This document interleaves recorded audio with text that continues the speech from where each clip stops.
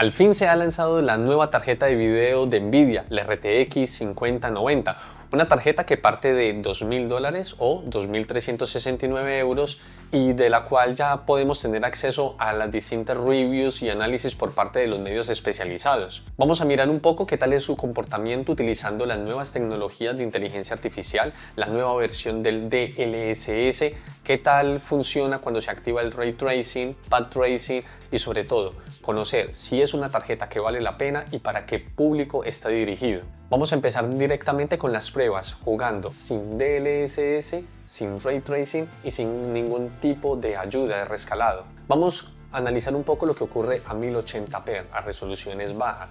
Realmente aquí la brecha o la diferencia entre ambas tarjetas de video puede ser mínima. En algunos juegos incluso se comportan igual, en otros la diferencia puede ascender hasta un 15-16% aproximadamente. Cuando vamos aumentando resoluciones y pasamos a ver juegos a 2K, a 1440p, ya empieza a notarse un poco más la diferencia, dado que la CPU tiene menor relevancia en el momento de procesar y ejecutar los fotogramas por segundo, y donde ya vemos realmente la potencia bruta y lo que quiere mostrar estas tarjetas de video es cuando ya subimos a 4K. Aquí vemos que la diferencia entre la 5090 y la 4090 es de aproximadamente un 25%. Esto de nuevo en rasterización pura, sin ningún tipo de rescalado ni ray tracing. Cuando tomamos la media de los 25 juegos que se analizaron en este medio, encontramos que a 1080p la tarjeta es capaz de mover los juegos en torno a 251 fotogramas por segundo. Eso significa que es hasta un 10% más rápido que la RTX 4090. Cuando nos movemos a 1440p, la media de fotogramas oscila entre 217 fotogramas por segundo, significando que hay un aumento de rendimiento de un 17% aproximadamente. Y cuando nos movemos a 4K, vemos que la media en todos estos juegos es de 147 fotogramas por segundo, lo que significa que es un aumento del 25% de rendimiento de la RTX 5090 frente a la 4090. En el caso de que la comparemos frente a la mejor tarjeta de AMD, la RX 7900 XTX, el rendimiento, bueno, es que es abismal la diferencia que hay. Aquí vemos que en un juego puede ser desde un 34% superior, la 5090, hasta un 120%. Y si se compara contra la 4090, vemos que analizando juego por juego puede haber una diferencia desde un 13% hasta un 52%. Cuando pasamos a las pruebas con Ray Tracing, vemos que las diferencias entre la RTX 4090 y la 5090 activando Ray Tracing es muy similar a lo que vemos en rasterizado puro. A 1080p hay un aumento de rendimiento aproximadamente de un 16%. Cuando subimos a 1440p aproximadamente de un 20% y en 4K ya llegamos incluso hasta un 24%. Pero algo que llama la atención en este apartado es que ya es posible ejecutar los juegos a 4K con Ray Tracing y sin necesidad de DLSS o técnicas de rescalado y poder ejecutarlos a 60 frames por segundo e incluso más en títulos como Silent Hill 2, Alan Wake o Cyberpunk. Sin activar Path Tracing ya podemos ver que los juegos rondan los 60 fotogramas, algo que hace unos años era impensable y bueno, creo que es lo esperable por una tarjeta que cuesta 2.000 o más euros. Ahora pasemos a las pruebas que utilizan el DLSS 4. Recordemos que en esta nueva versión se incluye una variable, una nueva técnica de generación de fotogramas múltiple. Con la pasada generación se podría generar un fotograma extra y con esta se pueden generar no solamente uno, sino que 2 o hasta 3 fotogramas extras. Y también nos prometen que hay una mejora en las técnicas de rescalado. Se utiliza un nuevo modelo de inteligencia artificial que se llama transformadores. Es distinto al modelo anterior llamado CNN, en el que cuando se está rescalando o cuando se está generando el ray tracing y se le aplica la inteligencia artificial, en teoría deberíamos ver una mejora importante en la calidad de imagen, con posiblemente un costo de rendimiento muy mínimo. Primero miremos qué pasa al activar el DLAA, que es el Deep Learning Anti-Aliasing, que es una técnica de anti-aliasing que tiene Nvidia, potenciado por los Tensor Cores de las tarjetas RTX. Y vemos que hay una comparación utilizando el modelo nuevo, transformadores versus CNN, El rendimiento es muy similar, incluso las latencias también son muy parecidas, en torno a un 35, 40 milisegundos. Si activamos el DLSS, los frames aumentan y también las latencias disminuyen. La magia viene cuando activamos la generación de fotogramas múltiples. Recordemos que con la RTX 4090 se puede activar un fotograma adicional, con lo que pasamos literal a duplicar los fotogramas por segundo en el juego, pero con esta RTX 5090 podemos activarlo para que se duplique, para que se triplique o hasta genere 4 veces más fotogramas. Y aquí constamos que hay una diferencia de rendimiento impresionante. Por ejemplo, con el Cyberpunk en nativo pasa de 54 fotogramas a 105 si lo activamos por 2, a 151 fotogramas por segundo si lo activamos por 3 y a 196 fotogramas por segundo si lo activamos por 4, por lo que en nativo estaría generando hasta 4.5 veces el rendimiento solamente utilizando el Multi-Frame Generation sin utilizar el DLSS. Lo mismo podemos hacer con la 4090, en donde básicamente vamos a duplicar su rendimiento en fotogramas. Eso sí, recordemos que con estas técnicas de generación de fotogramas sí o sí va a aumentar la latencia. Los milisegundos se van a ver incrementados a cifras que varían un poco y oscilan entre 45, 50 o poco más. Veamos otro ejemplo. Alan Wake 2 es un juego muy demandante que también permite activar el Path Tracing.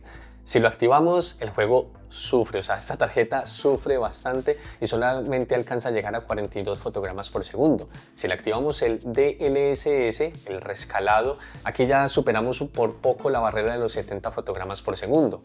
¿Qué debemos hacer? Activar el Multi-Frame Generation para que el juego aumente a 79 fotogramas por segundo e incluso pueda llegar, si lo activamos a 4X, hasta 150 fotogramas por segundo.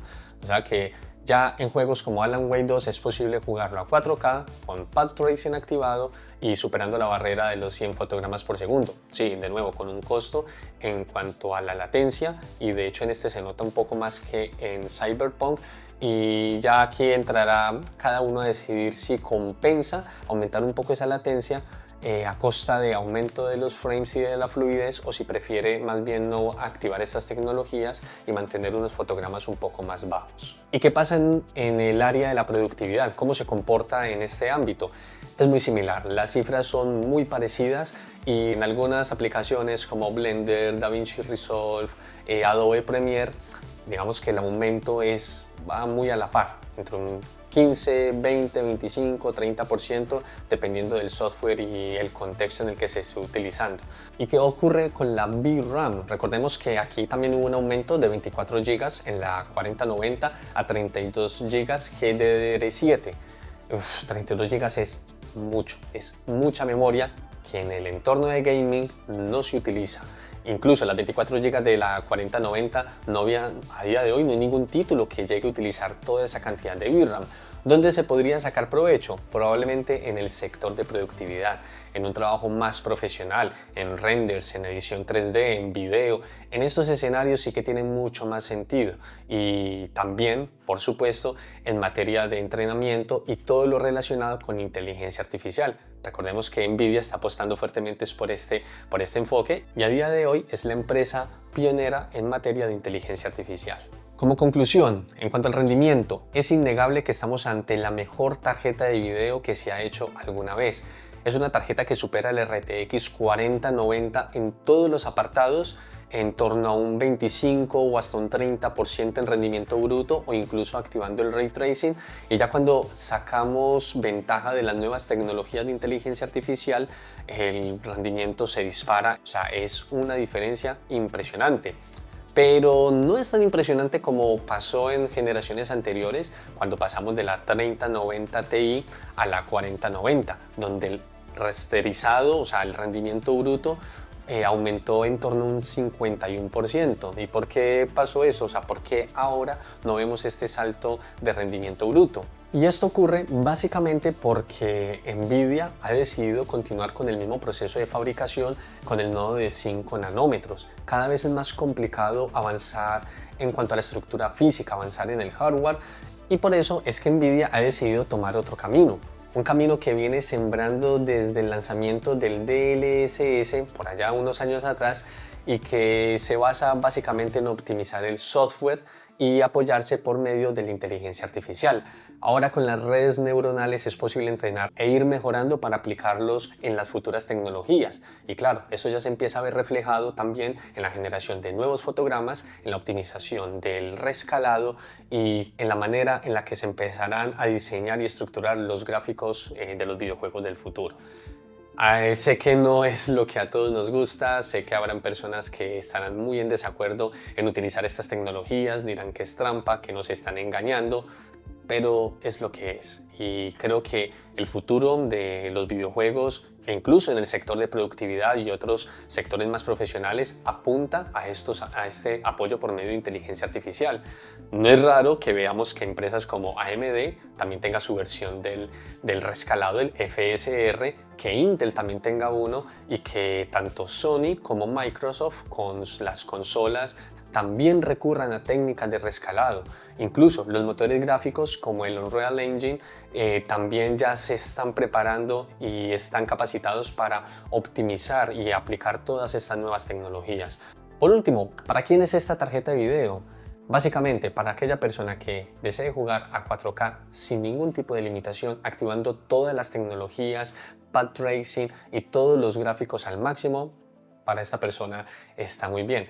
Aunque realmente recordemos que también vas a necesitar una muy buena fuente de poder en torno a los 1000 o 1200 y mi recomendación en cuanto a monitor, por lo menos 4K a 144 Hz o más. O sea, yo creo que la recomendación ideal sería 4K 240 Hz porque ya vemos que esta tarjeta es capaz de elevar los fotogramas hasta estos niveles utilizando el Multi-Frame Generation.